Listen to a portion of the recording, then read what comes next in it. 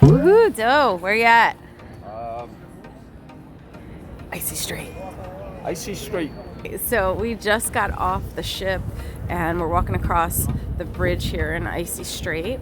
Some of the options for tours here include whale watching, fishing, salmon bake. They even have a tribal dance. So the town of Hoonah is a few miles away from Icy Strait. They do have a hike that they offer at the top of the mountain when you take the gondola up, and they also have a zip line. So those are some activities that you can do here. If this is your first time joining us, I'm Gina, this is Doe, Isabella, and Vincent, and we are Hoonah Eats. Our Hoonah loves to eat and travel all over the world, and we love sharing every adventure with you. Don't forget to like and subscribe, and stay tuned for a trip of a lifetime in Alaska. Now, when you first get off the ship, you do have to get over this bridge and walkway. They do have help for anybody that has mobility issues. There was a little bear warning there, and believe it or not, there was a bear that day. The line for the transporter is pretty long but moves quickly, and you can also check out the souvenir shop before heading over to the other side of Icy Strait. We are going to walk around and try to find some of the restaurants because we heard about some of the restaurants here. So we're just going to see if we can check some of those out. If you're in the mood for a nature walk, you can take that trail right behind me. It takes about 30 minutes of walking, but you can see some bald eagles and stuff. I saw plenty of nature so far on this trip. I'm all about riding that quick gondola and getting into town. Flipping away.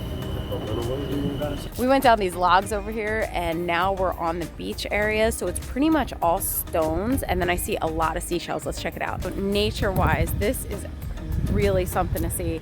The kids are playing and they're picking up stones and they're finding everything from little baby eels to leeches, tons of starfish, clams, mussels. Even though there's not like a whole bunch of things to do in this town in particular, there's still plenty to see, and you should definitely get off the ship.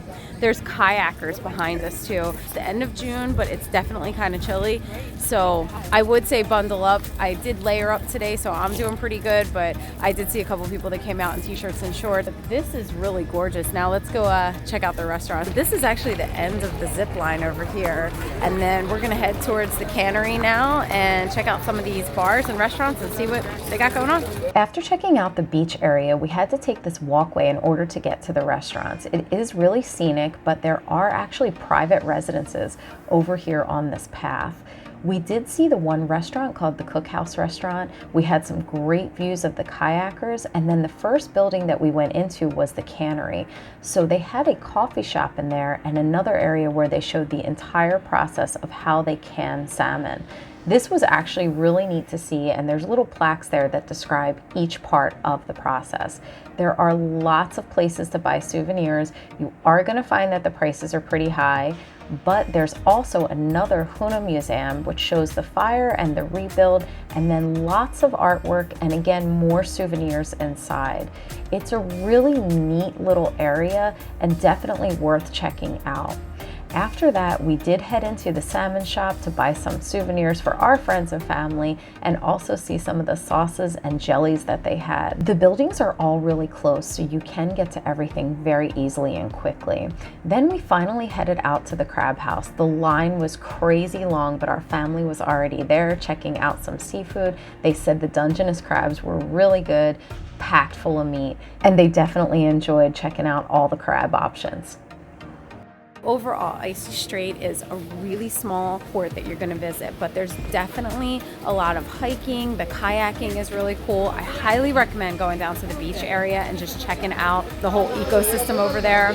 The restaurants are a little bit less expensive than some of the other ports. Like a crab leg was about $37 versus $42, and it is really beautiful. So don't stay on the ship for this one. Definitely get off and at least check it out and go down and see. So with Icy Strait, they did offer a bunch of different activities. They had kayaking, they had a zip line, they also had a Jeep tour there as well, where you share a Jeep and you do a little bit of off-roading, and then you go into the town itself.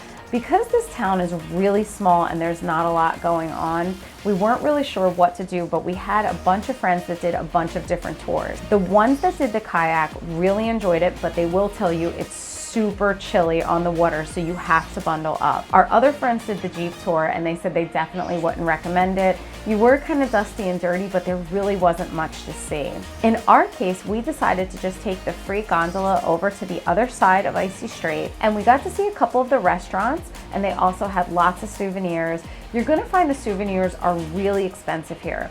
Generally speaking, Alaska is pretty pricey. I know it kind of sounds crazy, especially coming from us because we do live in Hawaii where everything is really expensive as well, but you're talking about $6.50 a taco, $22 for fish and chips. It's about 3 pieces of fish, a little bit of French fries. So they're not big portions for what you're getting, but you're kind of there for the experience. It's totally to have fresh seafood caught in Alaska, sitting by the dock, smelling that saltwater air and just getting the full experience. For us, one of our favorite parts of Icy Strait was actually walking down their beach area. I saw like 5 different colors of starfish. They were absolutely gorgeous.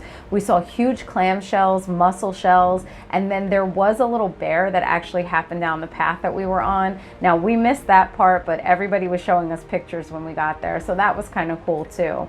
The gondola ride didn't take long at all. It was maybe 15 to 20 minutes at the most, and that includes us getting on and them having to stop for a couple different people, because sometimes if you're traveling with a stroller or any kind of wheelchair or cane or anything like that, they will stop the gondola completely so that you can get on and off safely. So this was just a little recap of all the activities that we did. If you have any questions or comments or want to share your favorite activities in Alaska, I would love to hear from you. So please write it in the comment section.